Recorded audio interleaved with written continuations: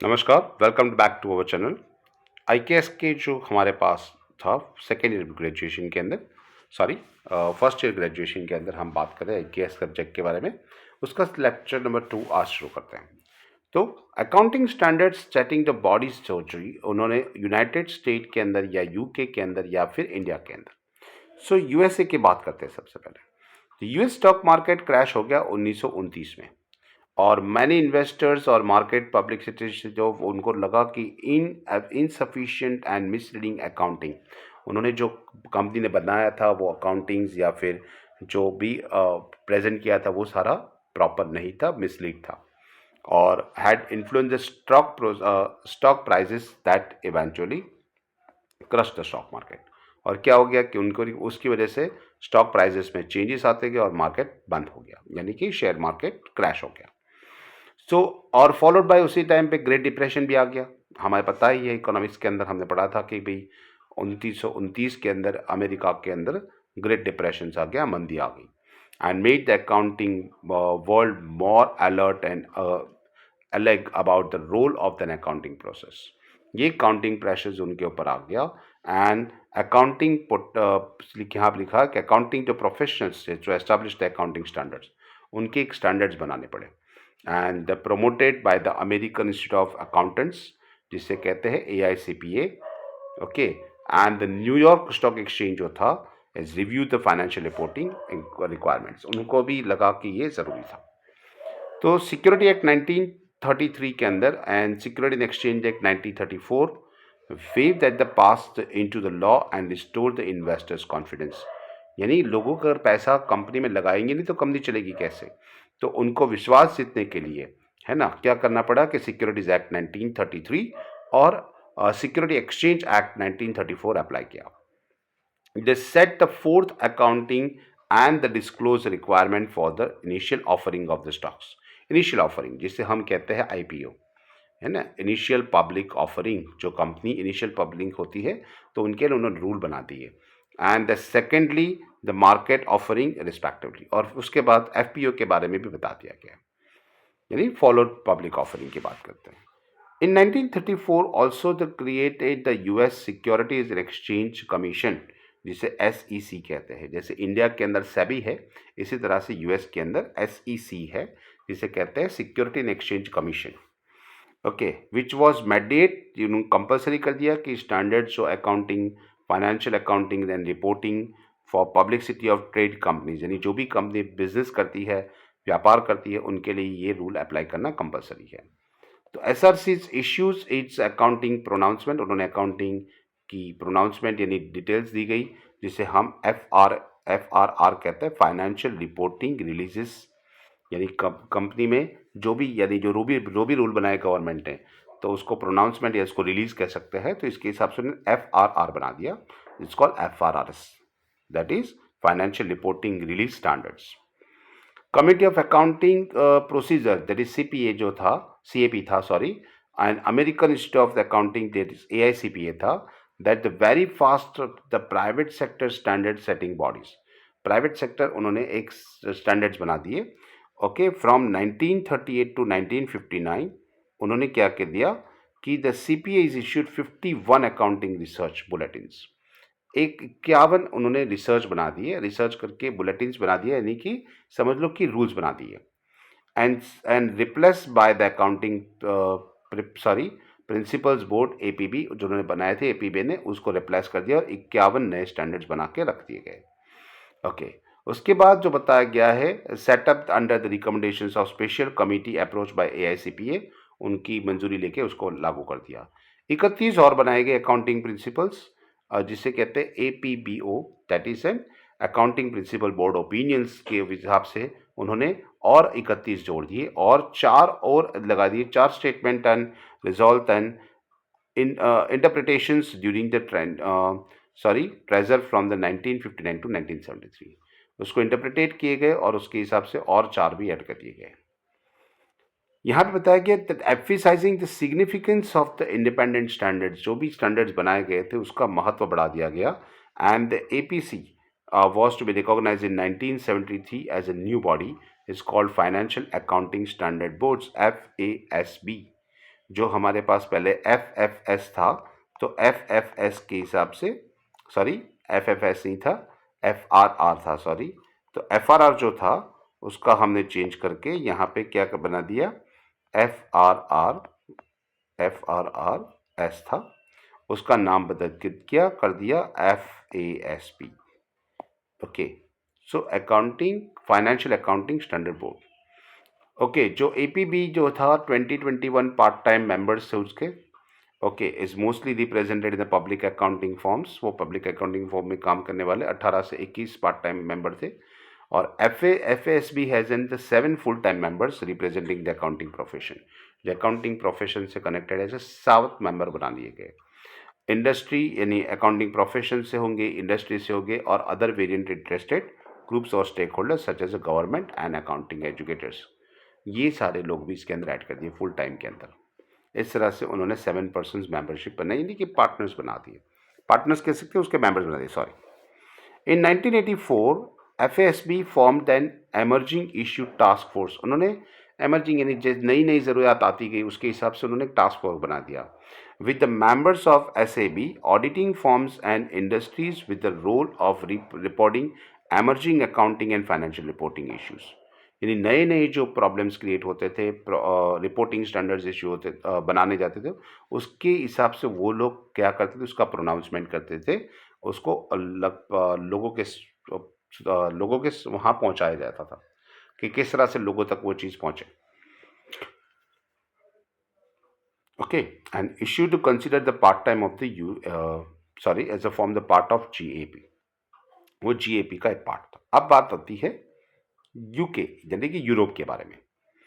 Efforts of UK and Europe has create an international body of establishing the international accounting standards and also gaining the widespread support, और उसको भी ज़्यादा support मिला, लेकिन lead to the creations of the international accounting standards committee. उन्होंने IASE बनाई mid 1973 के अंदर, जस्ट लाइक FASB जिस तरह से बना था उसी तरह से।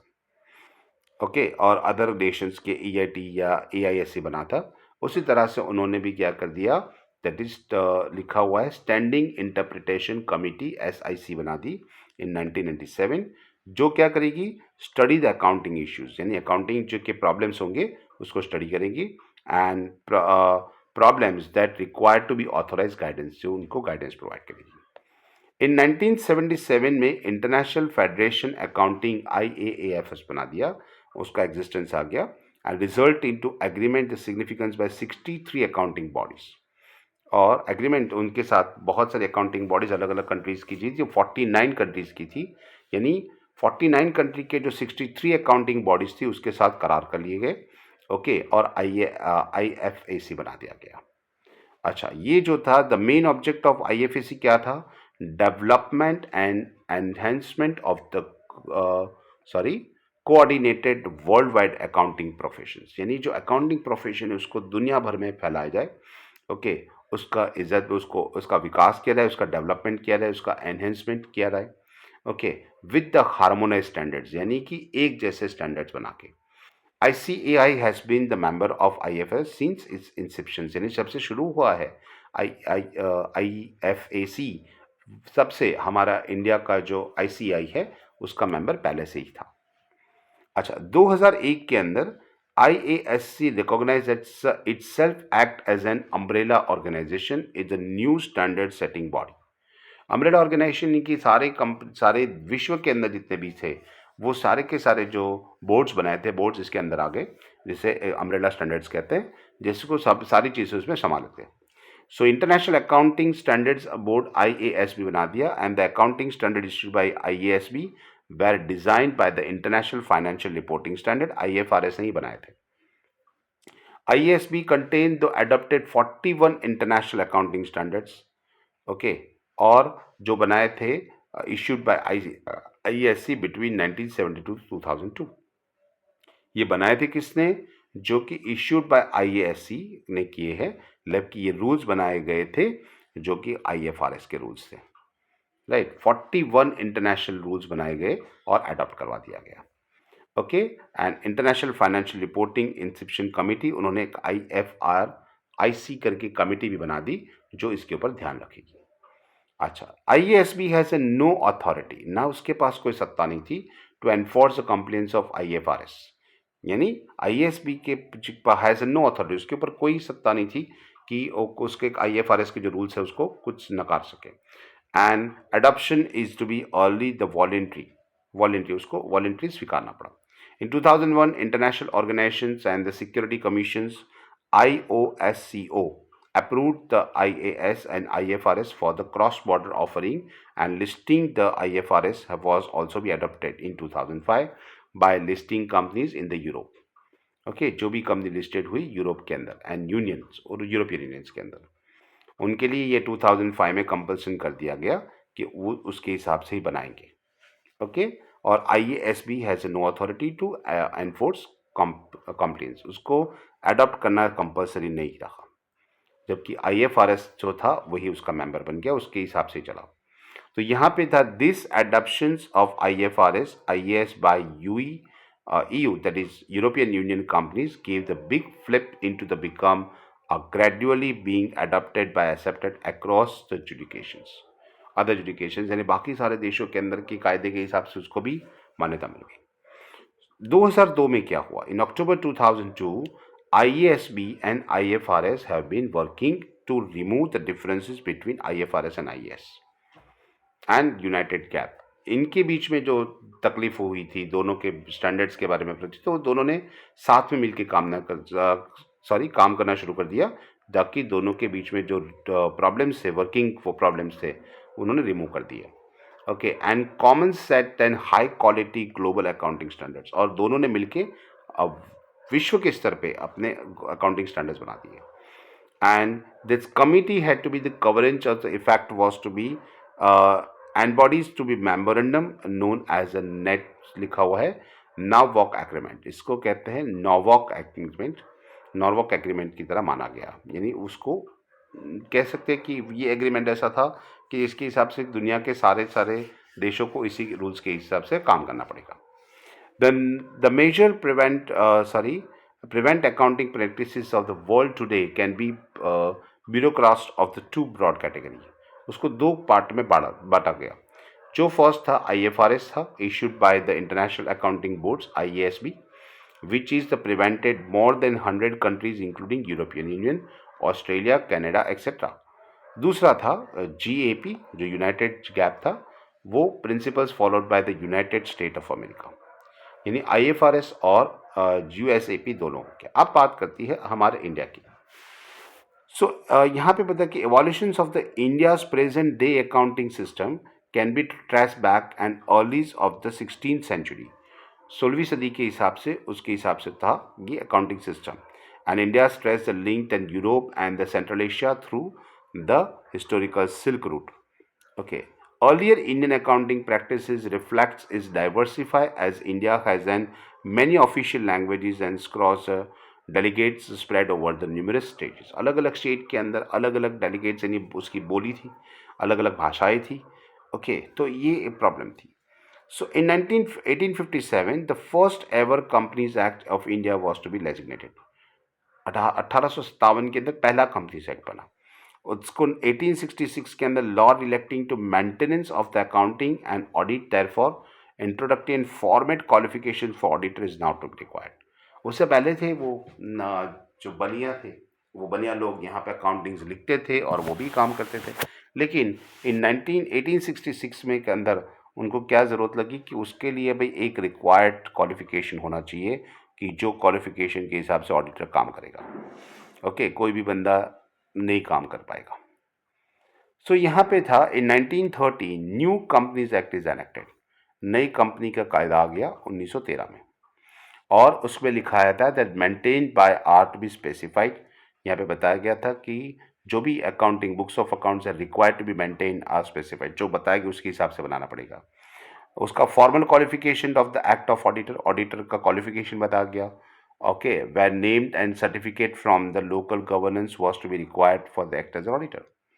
तो लोकल गवर्नमेंट इनिशियली आपको क्या देगी, सर्टिफिकेट देगी, जो उसके हिसाब से वो बंदा काम कर पाएगा। सो ये यहाँ पे लिखा था कि यहाँ पे जो N unrestricted certificate is to be the auditor throughout the British India, and the restricted certificate to act as an auditor only within the provision concerned, and it's a language specifications in the certificate. जो languages बताया गया है उसके हिसाब से वही बंदा वही काम कर पाएगा, यानी कि ब्रिटिश गवर्नमेंट ने वहाँ पे सर्टिफिकेट में मेंशन कर रखा था। अच्छा, 1918 में क्या हुआ? 1918 में कोर्स बना दिया गवर्नमेंट ने, डिप्लोमा इन अकाउंटिंग, जिसे जीडीए कहेंगे। ये पहला लॉन्च हो गया मुंबई के अंदर, और उसकी आर्टिकलशिप हुई 3 इयर्स की, 3 साल के अंदर उसको कंप्लीट करना होता है, और गवर्नमेंट ने अप्रूव कर दिया। And passing and qualification exam, वो कैंडिडेट क्या होता है, becoming eligible for the unrestricted certificate, यानी यहाँ पे अनरिस्ट्रिक्टेड सर्टिफिकेट उसको यूज़ करने को मिल सकता था कि, और वो इसके हिसाब से काम कर पाएगा। अनरिस्ट्रिक्टेड सर्टिफिकेट ऐसा सा यहाँ पे मेंशन किया, अनरिस्ट्रिक्टेड, उसके ऊपर कोई रिस्ट्रिक्शन नहीं था, यानी वो कोई भी लैंग्वेज में लिखा हुआ अकाउंट चेक करता था। लेकिन दूसरा जो था यहाँ पे बताया था कि auditor through out the British India was restricted certificate था, जो कि स्पेसिफिक फील्ड में स्पेसिफिक लैंग्वेज में ही काम कर पाता था, है ना। यहाँ पे आपको अनरिस्ट्रिक्टेड सर्टिफिकेट मिलने लगा। 1920 में क्या हुआ, इन 1920 रिस्ट्रिक्टेड सर्टिफिकेट वॉज डिसकंटिन्यू, यानी अनरिस्ट्रिक्टेड सर्टिफिकेट लगा, रिस्ट्रिक्टेड सर्टिफिकेट बंद कर दिया गया।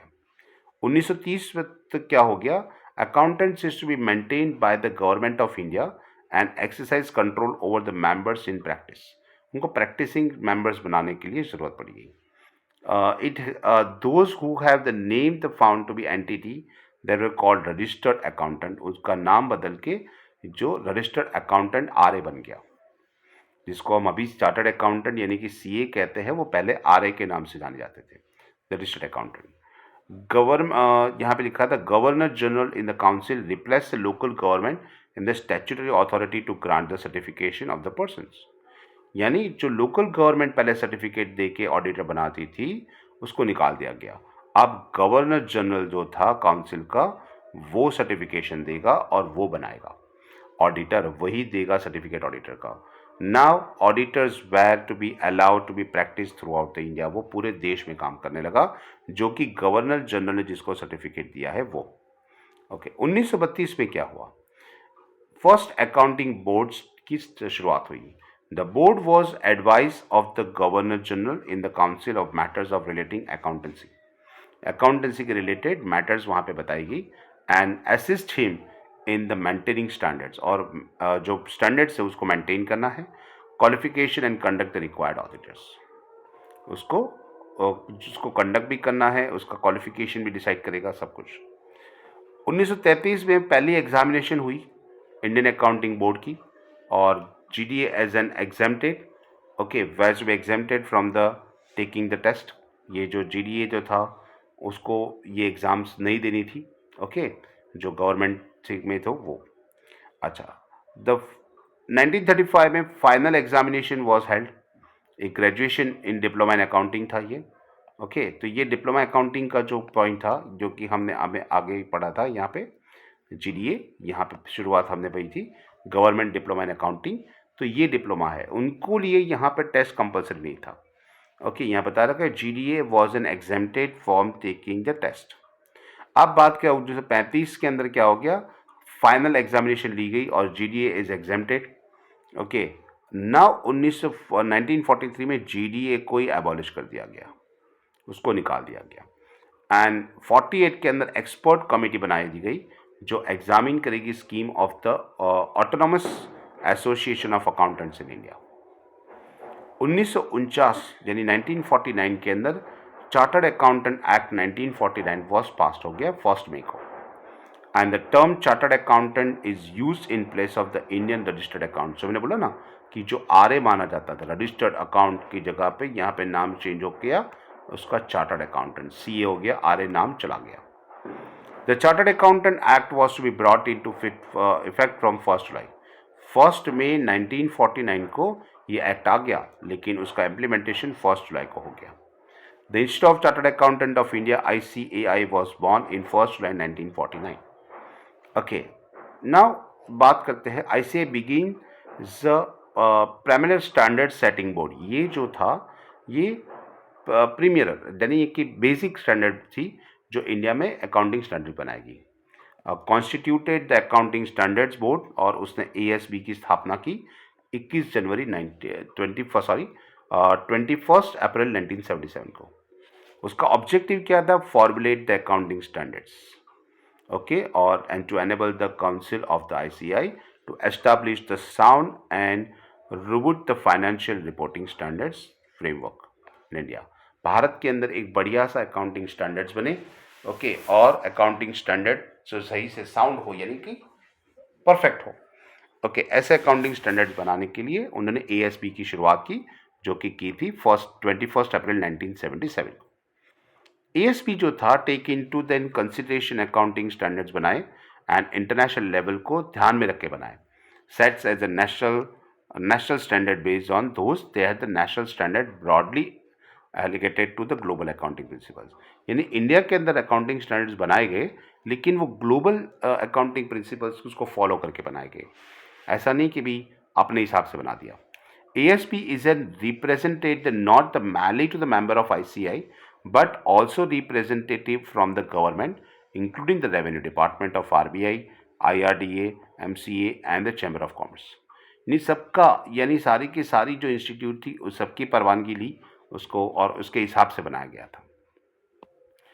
द एक्रूअल मॉडल यहाँ पे बता रखा, दैट्स एक्रूअल मैथड। यहाँ पे इंडिया में हमें पता है कि हम अकाउंटिंग दो तरह के लिखते हैं, एक एक्रूअल मेथड से लिखती है, दूसरी कैश बेसिस पे लिखते हैं। So accrual method of accounting in India also gradually involve with the growth and involvement in the companies from the business organisation and the mandatory to requirement the prescribed under the law. Cash basis पे अभी भी हम देखते हैं कि हमने जो accounting standard थे, एक होता है एक्रूअल बेसिस पे, ओके, दूसरा होता है कैश बेसिस पे। कैश बेसिस क्या होता है कि जहाँ पे सिर्फ पैसा आएगा तो लिखा जाएगा, पैसा जाएगा तो लिखा जाएगा, है ना। आउटस्टैंडिंग एक्सपेंसेस या प्रीपेड एक्सपेंसेस, ये सारी कोई एंट्री यहाँ पे नहीं होती, ओके। एक्रूअल बेसिस के अंदर क्या होता है? एक्रूअल जो बेसिस होता है वहाँ पे क्या होता है?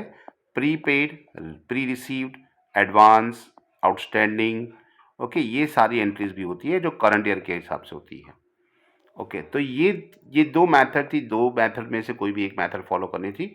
यहाँ पे कंपनीज के अंदर उन्होंने ये कंपलसरी कर दिया कि वो अकाउंटिंग स्टैंडर्ड एक्रूअल बेसिस बनाएंगे। From 1977 to 88 ICI notified 11 accounting standards. उन्होंने पहले अपने 11 स्टैंडर्ड बनाए and made the consecutive manners by ASB, और notified AS leak the statutory recognition, उसको कायदे से मान्यता मिल गई।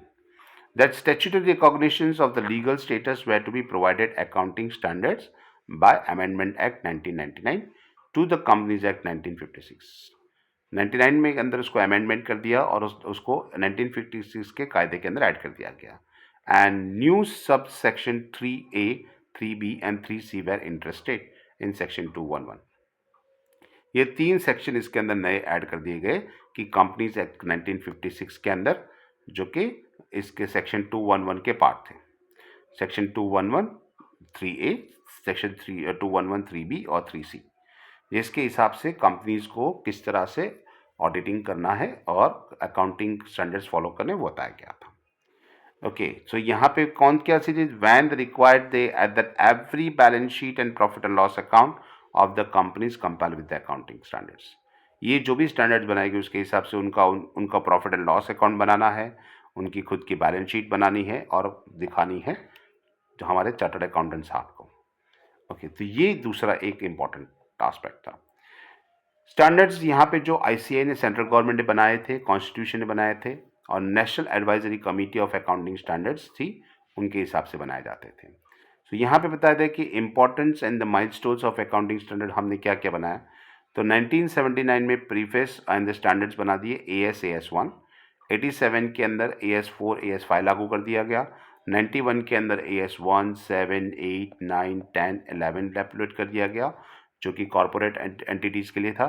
1993 के अंदर AS1, AS7, 8, 9, 10 और 11 नॉन कोऑपरेटिव एसटीटीज़ के अंदर अप्लाई कर दिया गया। 99 के अंदर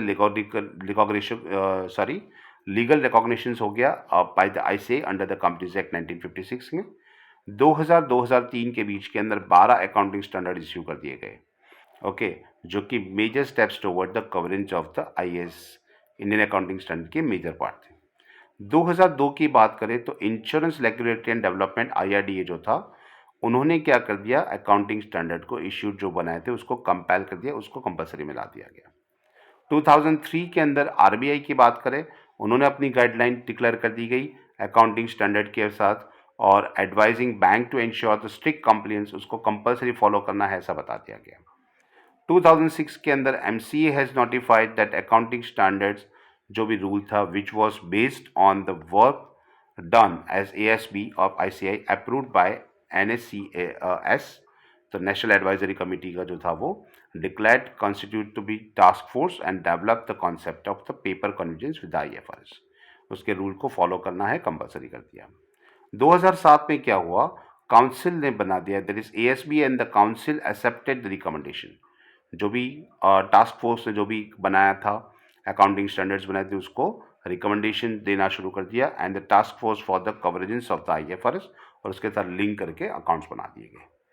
10-11 के अंदर क्या हुआ, इंडियन अकाउंटिंग स्टैंडर्ड जो था, जो आईएफआरएस स्टैंडर्ड के हिसाब से था, प्रिपेयर्ड बाय आईसीआई, अप्रूव्ड मिल गया, उसको अप्रूवल मिल गया by MCA, date of notification हमारे पास डेट नहीं है। और 2015 के बारे में बात करें तो क्या हुआ, इन्होंने एक रोड मैप बना दिया, that is dates on implementation, कब लागू होगा, कैसे लागू होगा, ओके, और 30 एंड फेज मैनर के अंदर नोटिफाइड 39 अकाउंटिंग स्टैंडर्ड्स बना दिए गए। 2016 के अंदर revise AS2, AS4, AS10, AS13, 14, 21 and 29 apply कर दिया गया, इंक्लूडिंग AS11।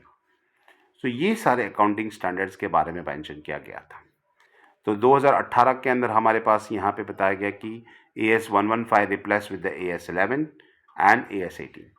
तो ये कंपनीज 2018 में जो कंपनीज थी, जो Indian accounting standards second amendment rule के अंदर था, 2019 के अंदर इंडियन अकाउंटिंग स्टैंडर्ड रूल 2019 के हिसाब से, okay, the companies act the second amendment rule बना दिया, अमेंडमेंट रूल 2020, 21, ओके, इस तरह से उन्होंने अलग अलग रूल्स बनाते गए 2020, 21, 22, 24 के अंदर, और उसको फॉलो करवाते रहे। अब बात करती है इसके रेगुलेटरी अथॉरिटी की बात करते हैं। अभी तक हमने देखा ना एमसीए, सो ये था मिनिस्ट्री ऑफ कॉर्पोरेट अफेयर्स की बात करते हैं, उसके बारे में वो नेक्स्ट लेक्चर के अंदर हम डिस्कस करेंगे। तब तक के लिए हैव अ गुड डे।